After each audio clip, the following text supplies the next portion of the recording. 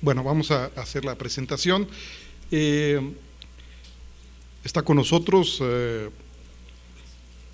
Laura Costa, viene de Portugal. Con la Universidad de Porto hemos tenido algunos contactos. Desde hace tiempo han participado ya varios ponentes en el seminario y siempre tienen temas muy interesantes en relación al manejo que han hecho en su ciudad del tema de los espacios verdes, de los recursos naturales paisajísticos con los que cuenta la ciudad, y también nos han presentado algunos colegas proyectos interesantes en la ciudad. En ese sentido nos interesó en este seminario retomar el tema de Porto y pudimos contactar con Laura Costa y ella amablemente aceptó estar con nosotros. El tema que nos presenta me parece que es muy adecuado a la temática general del seminario, un tema de interés por, como hemos visto reiteradamente, el tema del transporte, pero aquí el transporte en Porto entiendo que tiene que ser visto de esa manera como un componente, no de infraestructura, sino un componente de la estructura urbana. Y creo que ese es el tema que nos va a presentar Laura.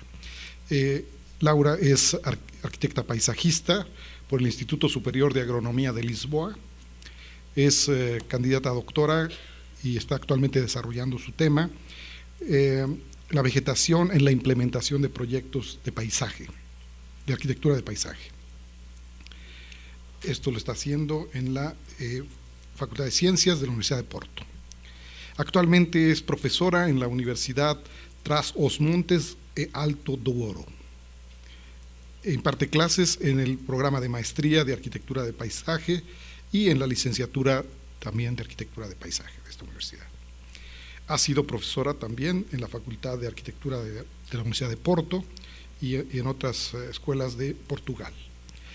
Tiene una intensa actividad profesional que le permite, y académica, que le permite participar en concursos, conferencias, talleres en el tema del paisaje.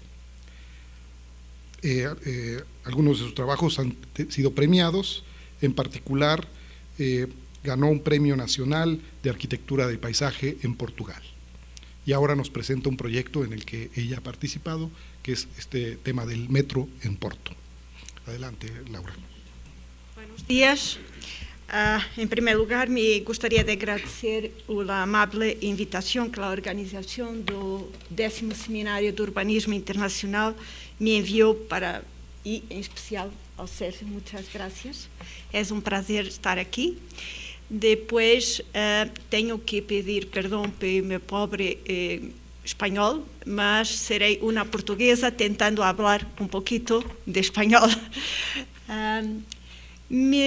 Relativamente ao trabalho do Metro do Porto que venho a apresentar, reflete as várias funções que desempenhei ao longo do tempo e em diferentes contextos. Primeiro, como projetista de algumas das secções das linhas do metro, que estão marcadas a rojo. Depois, como investigadora na determinação de indicadores de capacidade de crescimento e implantação das árvores que estão ao longo da linha do Porto. Portanto, teremos duas partes na apresentação. Por que ha escolhido este tema quando se trata de cidades inteligentes? Ha escolhido este tema porque creio que não é possível haver cidades inteligentes sem que os fluxos de pessoas e biodiversidade em geral, os fluxos de água, suelos e energia, se encontrem presentes em equilíbrio, assegurando a perenidade dos sistemas fundamentais da paisagem que são necessários para a humanidade. e sem a presença destes fluxos não haverá cidades inteligentes, certamente, porque são muito necessários. O desenho do metro foi pensado, foi desenhado como um desenho de fluxos. Por isso, quando falamos destes desenhos, geralmente pensamos logo a trabalhar com tecnologias, mas eu creio que é necessário aprender as lições do passado e aqui aprender com a evolução da paisagem e como as pessoas han utilizado as paisagens e depois utilizar as tecnologias em função de todo o que se ha aprendido. É a razão por que nos ha estudado um pouco como evoluiu os sistemas de las deslocações das pessoas no Porto e se ha visto que até hasta o século XVIII, no interior de suas muralhas, porque o Porto é uma cidade com muralhas, as pessoas se deslocavam quase sempre por meios como o carroção ou a cadeirinha ou a liteira, porque a cidade tinha um crescimento muito denso dentro do interior das suas muralhas e todos os indivíduos viviam muito cerca de seus locais de trabalho, dos serviços, dos equipamentos, podendo assim desplazar-se a pé por estes meios de transporte. No entanto, a partir do século XVIII, as muralhas han começado a derrubar-se e a cidade ha começado um processo de industrialização, aumento do comércio, particularmente do vinho do Porto, e uma maior migração das populações rurais para a cidade, havendo um crescimento urbano ao longo de grandes eixos que se podem ver nesta carta, 4 grandes eixos. Portanto, o desenvolvimento urbano se está fazendo ao longo das zonas de las deslocações. A partir do século XIX, a necessidade de assegurar a conexão entre a cidade do Porto, os municípios envolventes e o resto do país levou a que o trem se instalasse no Porto e nos municípios envolventes. Em la região de Oporto, o trem se implantou em uma rede complexa de linhas, assegurando o transporte de passageiros e mercancias. Aqui se está a ver uma rede muito complexa e não é para a região do Porto, é apenas para um de nos municípios, Matosinhos, que tem 4 linhas de trem, todas muito cerca umas das outras e que tinha várias funções, umas para mercâncias, outras para a construção do Porto de Leixões e outras para trazer mercâncias e pessoas para a cidade.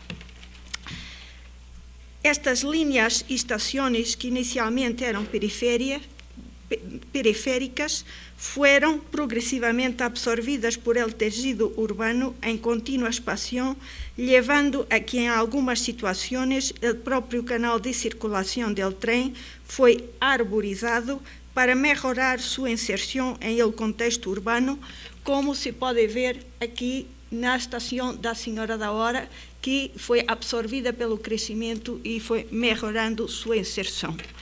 Algumas das linhas e estações ferroviárias, em finais do século XX, foram cerradas, sendo reutilizadas e insertadas em los traçados da linha do metro, como é o caso da estação da Senhora de Matosinhos, que está aqui. Pero, em la cidade, onde o tecido urbano se apresentava uma maior complexidade morfológica, surgiram outros médios de transporte sobre vias. Em Oporto, e depois de las obras de requalificação da Avenida Marginal, em 1865, com a ocasião da Exposição Internacional do Porto, se decidiu fazer a instalação de um transporte sobre vias com a designação del americano. Era um transporte mais leve que tinha uma carruagem puxada por cavalos. A requalificação urbanística em uma primeira fase e a introdução do transporte público numa segunda fase tinham por objetivo criar um recorrido panorâmico que levasse a los visitantes e a los portuenses a desfrutar de belas e agradáveis vistas sobre o rio, o mar e as ladeiras escarpadas.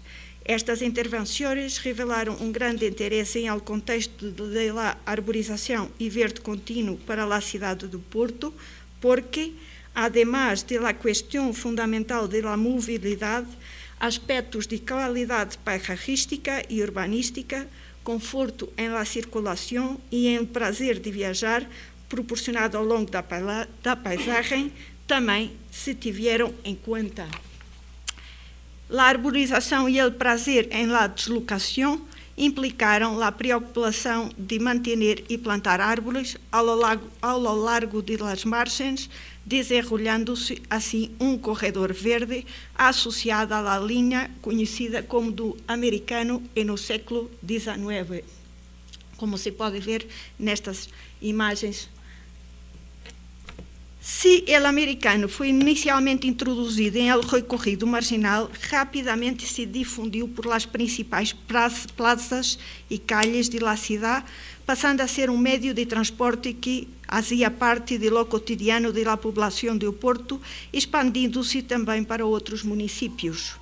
A implantação das vias em el espaço urbano obrigava necessariamente a obras de requalificação urbana e, por isso, muitas foram as plazas que, ao ter sido construídas ou remodeladas, foram ajardinadas e arborizadas, tal como as calles arborizadas, tendo o americano e, posteriormente, o elétrico, a tranvia, contribuindo em la requalificação paisagística e urbanística de muitas de las plazas e calles de la cidade, podendo incluso dizer-se que, de certa forma, o sistema de transporte público sobre vias contribuiu em la implantação da estrutura verde da cidade. No século XIX, e em algumas destas imagens é possível ver, o peatão, a árvore e o transporte público coabitavam sem problemas utilizando um espaço comum, que era o espaço público. E voltamos a um tema que é recorrente em quase todos os proponentes. Todavia, ao largo do século XX, a cidade vai sofrendo uma progressiva densificação de seu território, com especial incidência na área comercial e mais antiga, zonas industriais, zonas destinadas ao recreio e descanso, que é a zona junto de las playas, e ejes que asseguravam as conexões com os principais aglomerados urbanos de los municípios limítrofes. Neste guia que vos estava mostrando, de 1901, é possível identificar os principais aglomerados no câmbio do século XX. Passados apenas 30 anos, em el prólogo do plano da cidade do Porto, já se pode verificar a preocupação que o planeamento demonstra em la desenvolvimento de múltiples conexões entre aglomerados que se ampliaram e densificaram e passaram também a ter ocupações de uso do solo associados à indústria, ao descanso e recreio de las playas, e o planeamento deixa de preocupar-se exclusivamente com o Porto e passa a integrar áreas maiores, envolvendo vários municípios, integrando Matosinhos, integrando Gaia e tendo uma grande área de preocupação e de conexões com vários aglomerados, assentamentos que empeçam a surgir. Para fazer conexões com todos estes assentamentos, em poucas décadas, o coche passou a ocupar o espaço urbano, condicionando a forma e a função do espaço público, condicionando o transporte público, o peatón e a arborização. A captação da população para a região do Porto, muitas populações que vinda do interior, que promoverá o crescimento dos aglomerados urbanos, continuará ao largo de todo o século XX em vários municípios da região do Porto, devido à instalação de indústrias, mais zonas de recreio, infraestruturas rodoviárias, infraestruturas portuárias e aeroportuárias. Em estes municípios, onde as populações, em sua maioria, desempenhavam atividades rurais ou relacionadas com a pesca, passam, num curto espaço de tempo, a viver em regiões que sofreram grandes transformações espaciais e sociais, adquirindo comportamentos urbanos, particularmente com maiores necessidades de deslocação para casa, para o trabalho, para a escola, para serviços de saúde, e também com necessidades de espaços de recreio. Nesta imagem se apresentam as densidades populacionais de alguns dos municípios situados no norte de Porto, mais infraestruturados, onde se verifica um maior crescimento e densidade populacional ao largo do século XX, resultantes de las múltiplas e sucessivas políticas de inversão pública, acumulação de diferentes visões e modelos urbanos, alteração de los padrões industriais de produção e consumo e justaposição de vários processos de decisão da sociedade. Como resultado, se obtiveram territórios onde as fronteiras entre as vulgarmente designadas urbe e zona rural não se encontram definidas, obtendo-se um conjunto de manchas anárquicas que criam paisagem dificilmente apropriadas por las populações e onde não se atendeu aos princípios de fundamento do território, encontrando-se profundamente descaracterizadas. Em esta diversidade de usos do solo, surgem espaços urbanos que poderemos designar como urbano consolidado, ou urbano extensivo ou fragmentado, e espaços permeáveis que os entrecalam.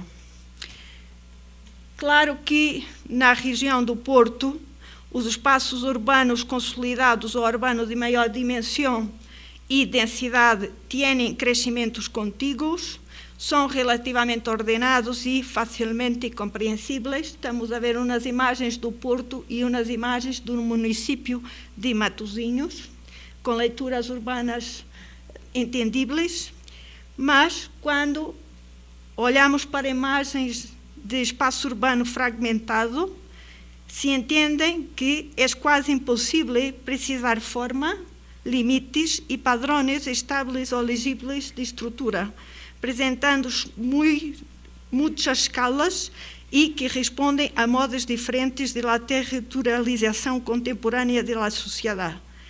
O espaço urbano extensivo ou fragmentado generalmente apresenta grande escala, sendo difícil de promover a urbanização e tem características autónomas e lógicas e as identidades próprias e distintas do núcleo urbano consolidado.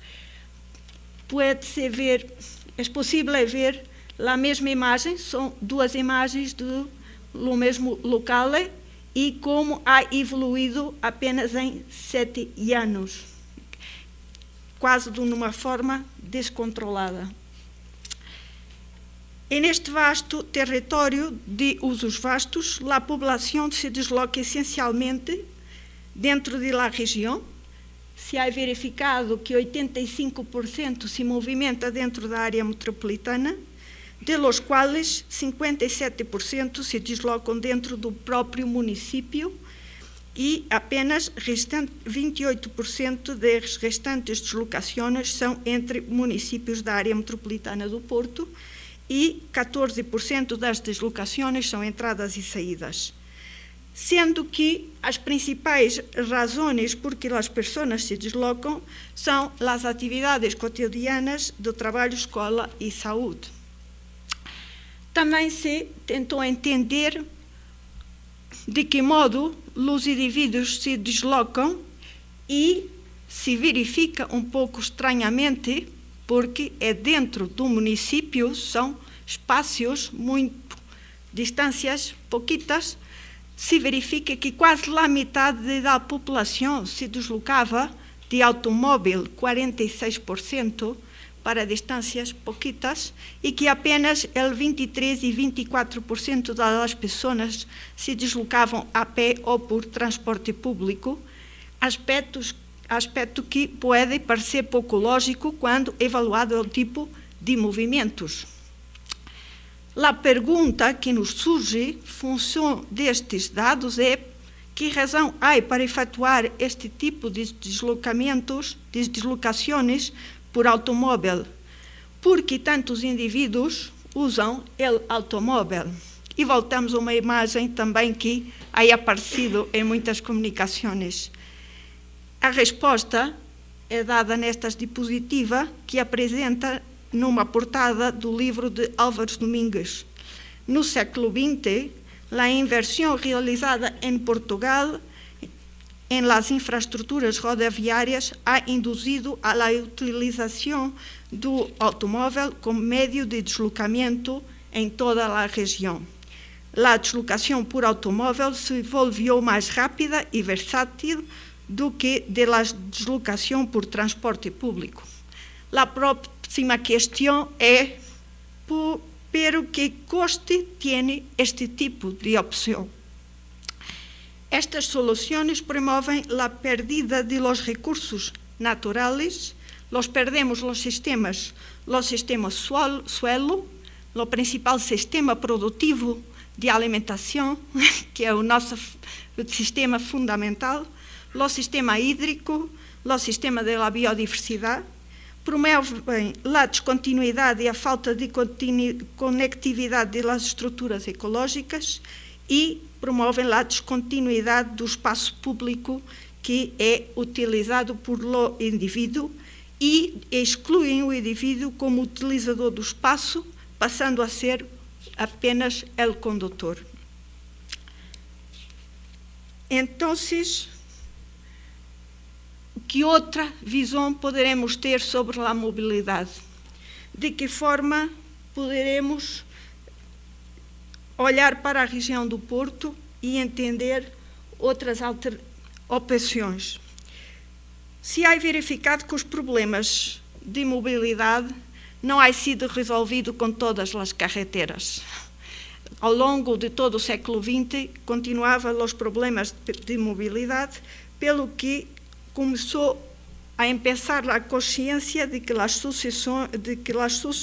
soluções teriam que ponderar-se por la construção de um sistema ferroviário ligeiro para toda a região.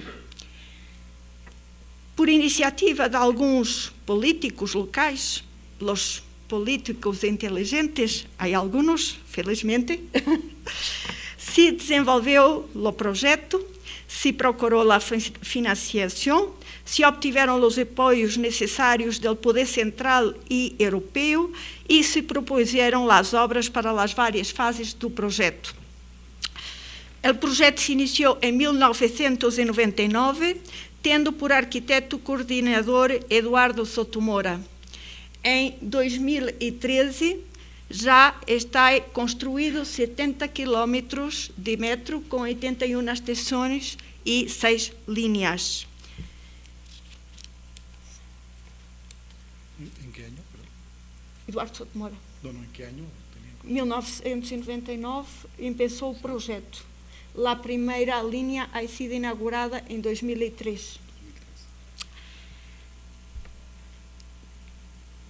Tratando-se ao metro de um transporte público que é utilizado em um elevado número de indivíduos e que necessita de uma grande inversão, se considerou que seria necessário estabelecer um conjunto de princípios orientadores da forma física em que seu traçado deveria integrar em el paisaje de forma que promueva a preservação e requalificação paisagística e ecológica de los espaços urbanos atravessados por las linhas urbanas.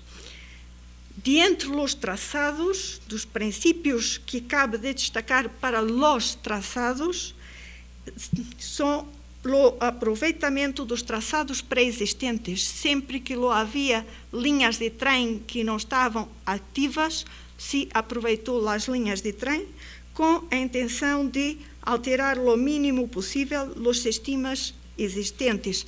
Lo chamávamos a intervenção mínima.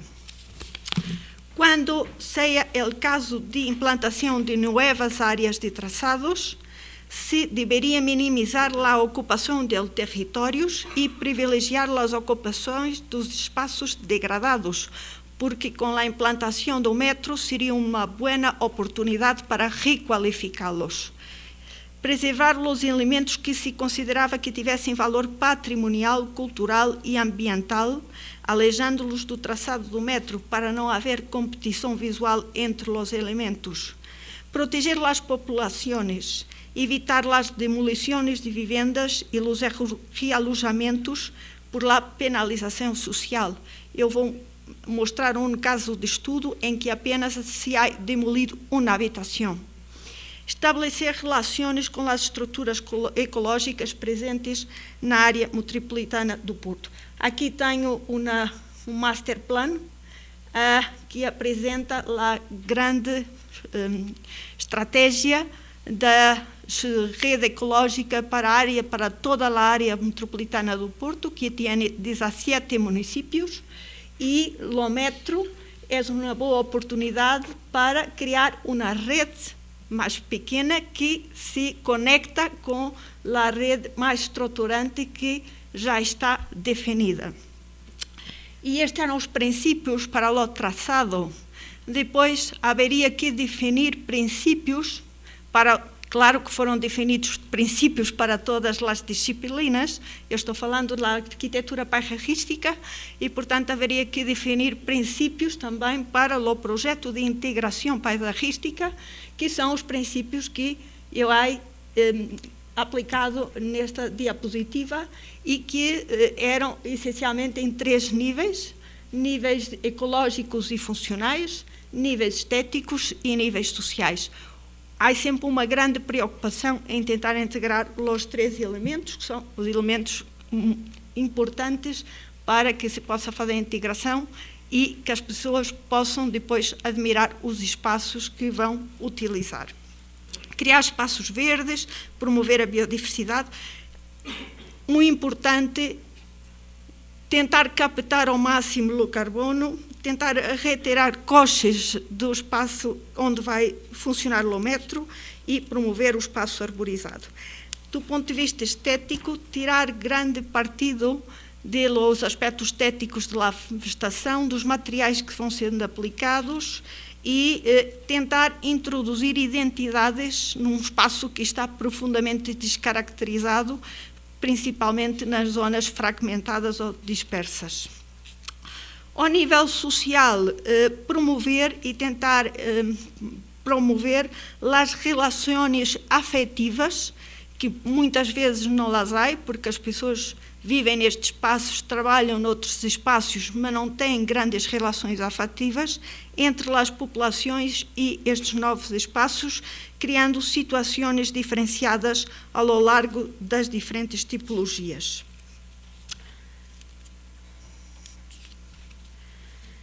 No que respeita aos projetos de inserção urbana del metro, se definiu como área de intervenção todo o espaço compreendido entre fachada e entre terra e el céu, ou seja, toda a área pública por onde circulasse o metro e não apenas o canal por onde circulava o metro.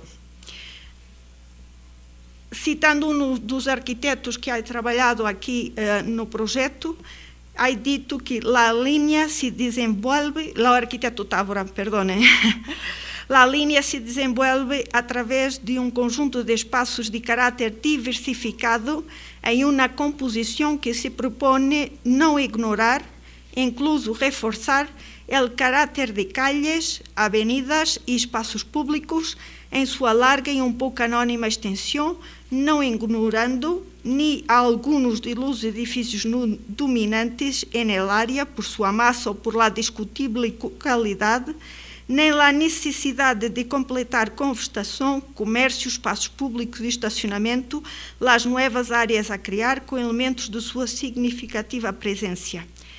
Como resultado final, se obteve um sistema de transporte público que já ha sido reconhecido internacionalmente por la qualidade de seu desenho urbano e integração da paisagem, recebendo alguns prémios que ha estado aqui, como o Veronica Roots Green Prize in Urban Design e o Light Rail Award Best New System. Agora gostaria de falar sobre uma das linhas, a linha de uma linha complexa por o tipo de barragens, a linha de Gondomar, que se insertou sobre uma paisagem urbana extensiva ou fragmentado e sobre espaços permeáveis, onde se verificava a presença de uma ruralidade passada, mas que a memória já não está muito presente. Foram consideradas como principais preocupações na definição do traçado desta linha a não ocupação de sistemas de elevada sensibilidade ecológica, como os rios e ribeiras, a interação com os espaços públicos pré-existentes, aproveitar a implantação do metro para recuperar sistemas com elevada sensibilidade, promover paralelamente à linha do metro vias peatonais dadas as restrições em la mobilidade e acessibilidade. É o mesmo que em muitas situações aqui do México, não há passeios para incapacitados, não há continuidade dos passeios, não há qualidade dos materiais. Implementar de diferentes tipologias de espaços públicos arborizados, dada a sua reduzida presença em o local.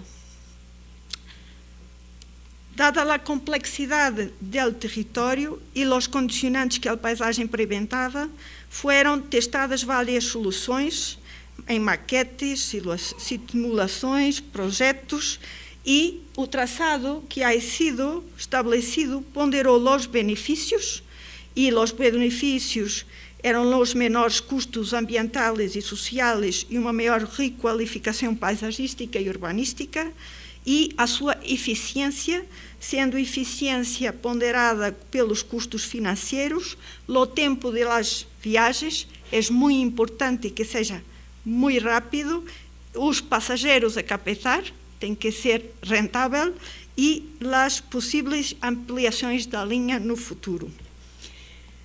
Sendo o metro de Gondomar um elemento estruturante da forma e funcionamento do futuro paisagem, também se estudaram todas as conexões com a futura verde pré-existente e futura, as localizações de zonas muito densas e futuras zonas que têm já projetos aprovados pelo município, como aqui e como aqui. Daí a linha ter este traçado.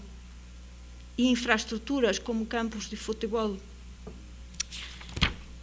Estabelecer tipologias diferenciadas e arborizar todo o corredor e estabelecer espaço público. Se prestou especial atenção aos aspectos relacionados com o conforto que o peatão pode e deve ter ao desplazar-se no espaço e algumas situações, e de entre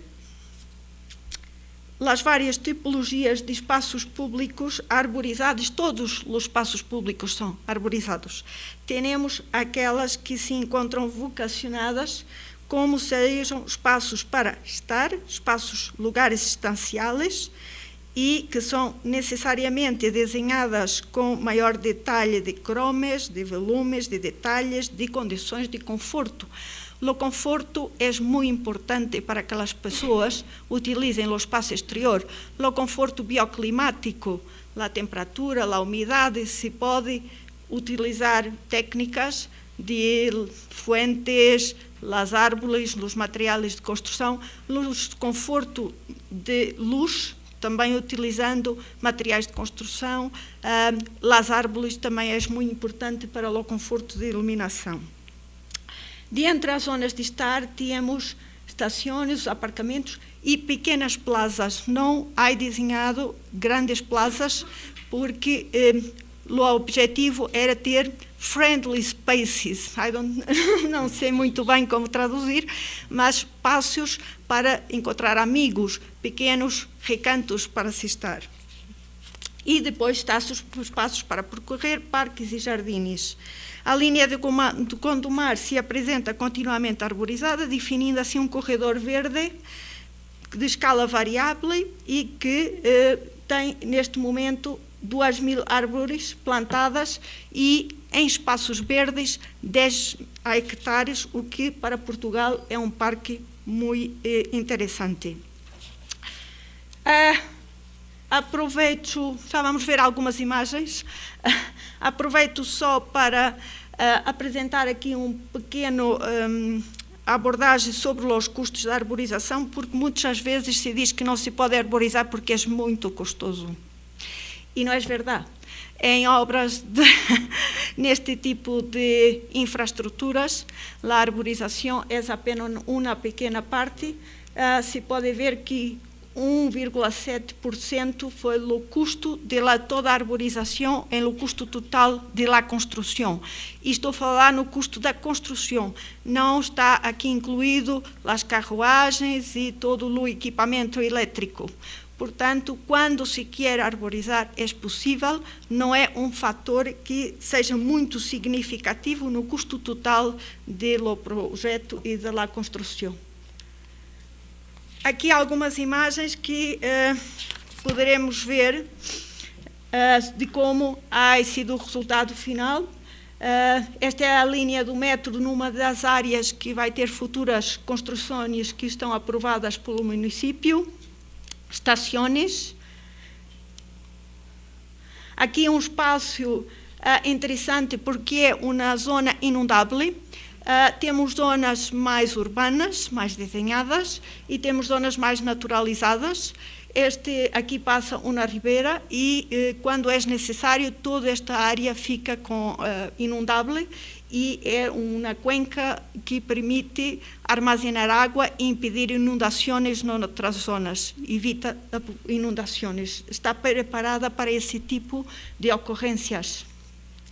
Também considero este espaço muito interessante e os niños que saem da escola, há uma escola e o utilizam, gostam de ver a vegetação, gostam de ver os animais e muitas vezes preferem ir caminhando porque sempre, em todas as imagens do verão, há sempre um passeio e o canal do metro, porque há sempre essa possibilidade e por vezes preferem ir caminhando a usar o metro.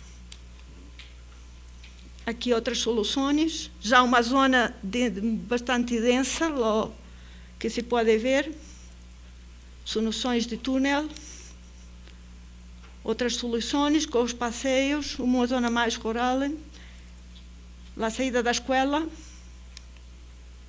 uma zona muito densa. Zonas naturais, utilizamos em algumas situações vegetação autóctone, promovendo a biodiversidade, e aqui temos zonas em que há só utilizado vegetação autóctone. Os rios e as ribeiras, há sempre uma grande relação de las estações com espaços naturais, las estações com jardins.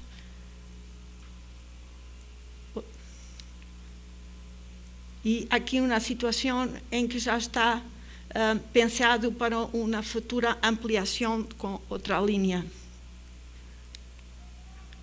Para terminar agora um pouco uma outra abordagem, mas que é muito importante.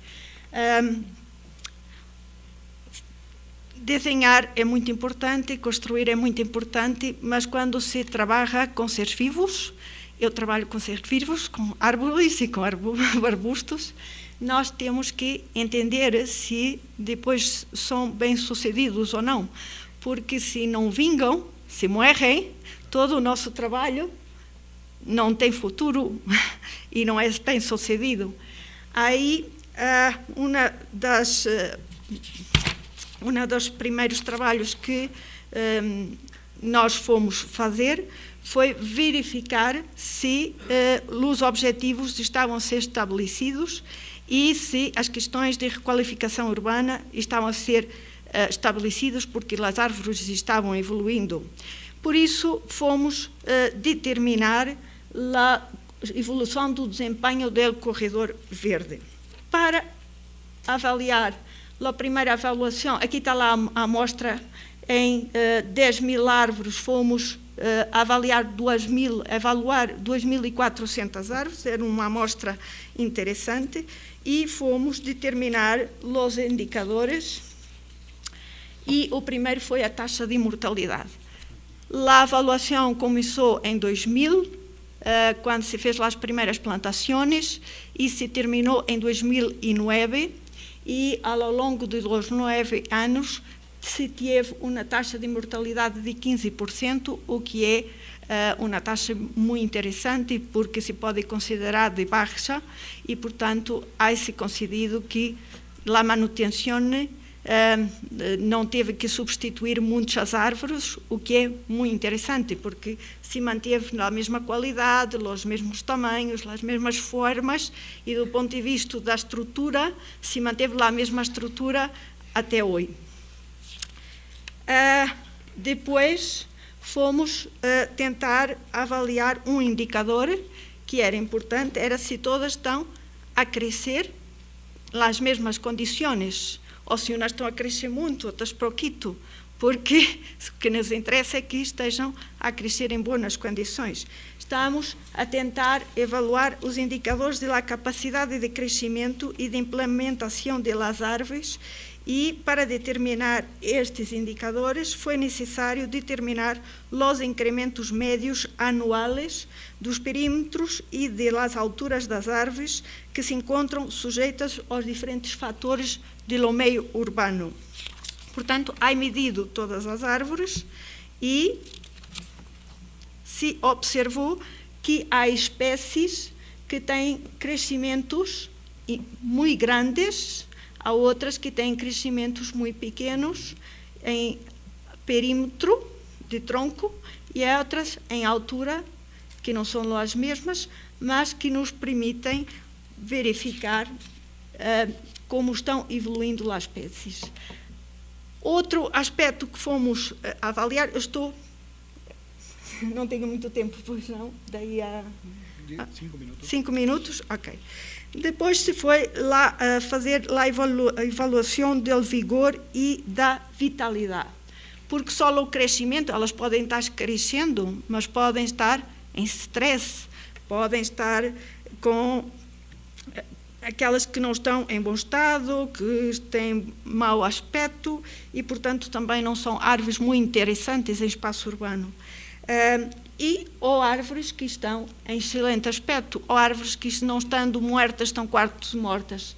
E, portanto, fomos classificando em elevado, médio ou baixo, consoante o estado de vigor em que se encontram as árvores, os tamanhos, elevado, médio ou baixo, consoante crescem mais ou menos, os perímetros e a taxa de mortalidade, também os podemos transformar por la espécie a avaliação qualitativa em quantitativa.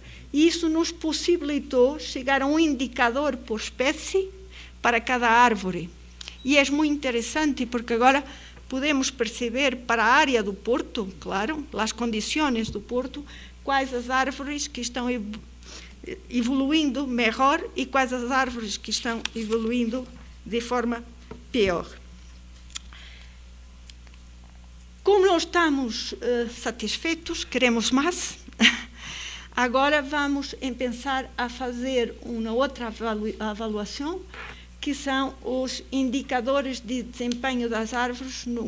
Depois de ter determinado os indicadores de desempenho das árvores em corredor metro do Porto, vai-se evaluar-se de que modo os fatores bióticos e abióticos, como os recursos hídricos, se têm irrigadios, se não têm, o suelo compacto, não compacto, a manutenção, o vandalismo, vão afetar ou não o crescimento das árvores e assim ter, de uma forma mais precisa, as condições de crescimento dos corredores verdes do metro, se podendo ter os indicadores de desempenho.